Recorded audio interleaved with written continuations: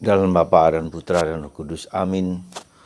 Allah Bapa di surga, bantu kami ya Bapa supaya kami semakin mengerti, memahami, tapi terlebih melaksanakan apa yang Kau kehendaki dalam diri kami. Sehingga kami seperti yang Kau sabdakan dalam kitab Yesaya, tak akan meninggalkan kami, tak akan menghilangkan kami dari hadapan-Mu. Terima kasih Bapa atas janji yang menguatkan itu. Terpujilah nama-Mu kini dan sepanjang segala masa. Amin. Para saudara, sekali lagi, Advent dan Natal adalah mengungkapkan siapa sebetulnya Tuhan kita, identitas Allah itu seperti apa. Dan itu membedakan antara agama Kristen dengan agama yang lain. Jadi Allah sendiri datang menyelamatkan kita. Dan juga pada saat itu juga menunjukkan siapa kita itu. Siapakah kita itu, diri kita sendiri itu. Hari ini dalam bacaan pertama kita lihat Nabi Yesaya mengatakan bahwa aku sendiri sang penebus. Sekali lagi, yang menyelamatkan kamu dari perbudakan di Mesir, yang membebaskan kamu, yang menuntun, yang membawa kamu, ya, membuat kamu semakin damai berkelimpahan.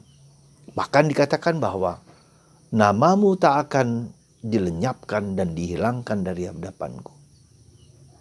Wow, saudaraku terkasih, itulah Tuhan kita. Itulah Allah kita yang memberikan, katakanlah, penyelamatan dan penebusan dalam diri kita.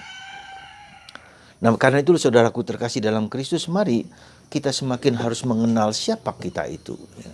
Dan kalau kita tahu siapa kita, maka kita bersikap dengan benar di dalam mengikuti Dia. Mendengarkan Tuhan Yesus. Sekali lagi, mendengarkan Tuhan Yesus. Mengikuti apa yang menjadi kehendak-Nya.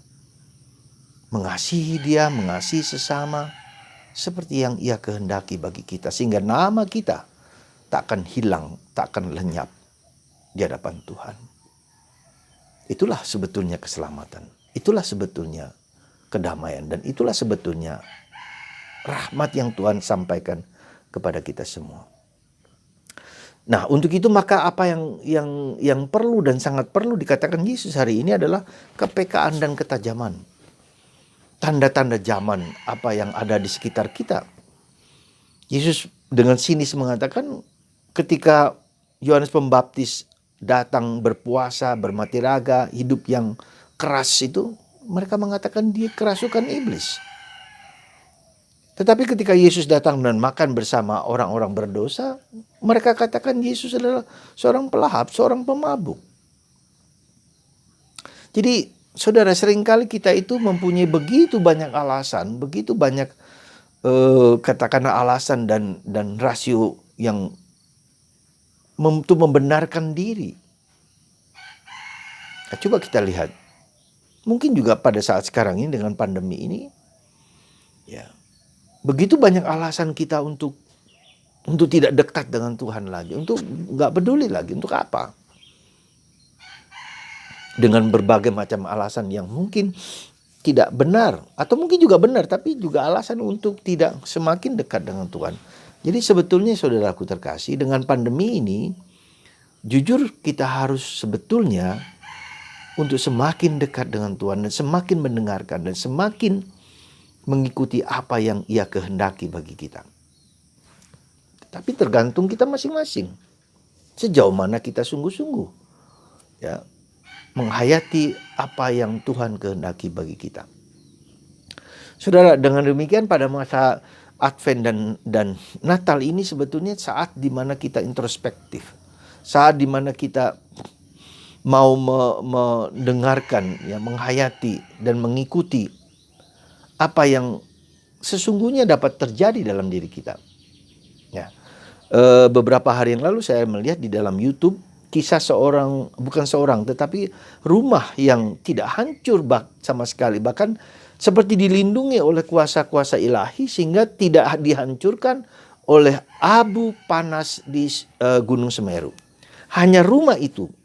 Di tempat lain, rumah lain terpenuhi dengan abu-abu, dan truk-truk juga terpenuhi sampai setengah dari abu itu menutupi truk itu dan rumah-rumah yang lain, dan hanya rumah itu.